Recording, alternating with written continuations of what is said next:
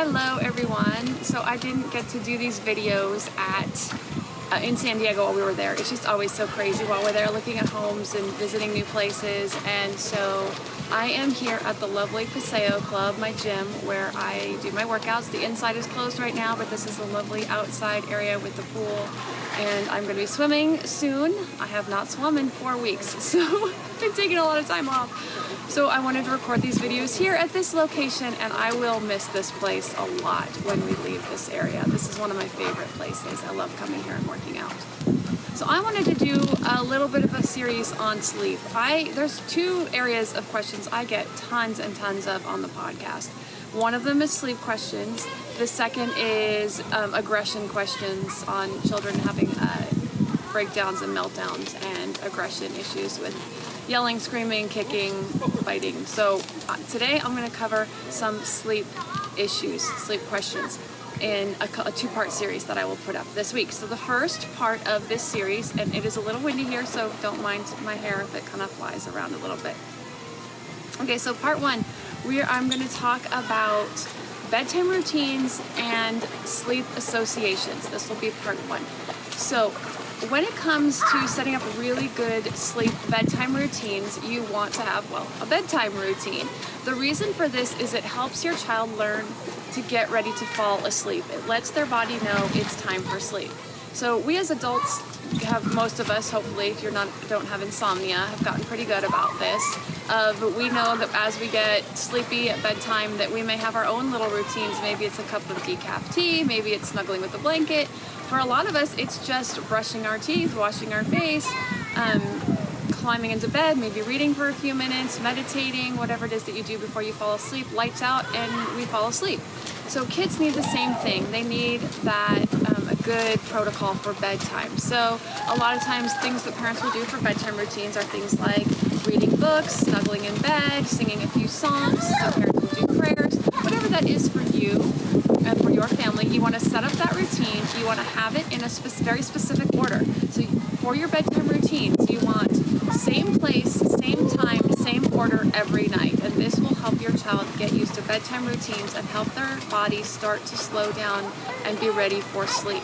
I want to add in a couple of do nots. That is no screen time an hour before bed, especially iPads or phones. The light from iPads and phones does something to stimulate the brain and doesn't help it fall asleep at bedtime. So you definitely no screen time for an hour before bedtime, and no rough play, no wrestling, horseplay, that type of thing, up to an hour before bedtime. So those are the two do nots. Other than that, set up your bedtime routine, whatever that's going to be for you, and do it in the same order. Like I said, same place, same time every night. You really want to get their body clock working for bedtime. You want to do the last 15 to 20 minutes of bedtime routine in the room. So if they're doing obviously the teeth brushing or the bath, if that's part of the bedtime routine, you want to get that stuff done first. Then you want to do the stuff in the room, the reading, the singing songs, the prayers, the snuggling for bedtime, tuck in and leave. When you have a really solid bedtime routine, I like to tell parents a solid bedtime in place, you should be able to do your bedtime routine, tuck your child in, say goodnight, and leave, and they should stay in their bed in their room. Doesn't mean they're going to fall asleep immediately. Most children will take a minimum of 15 minutes to fall asleep.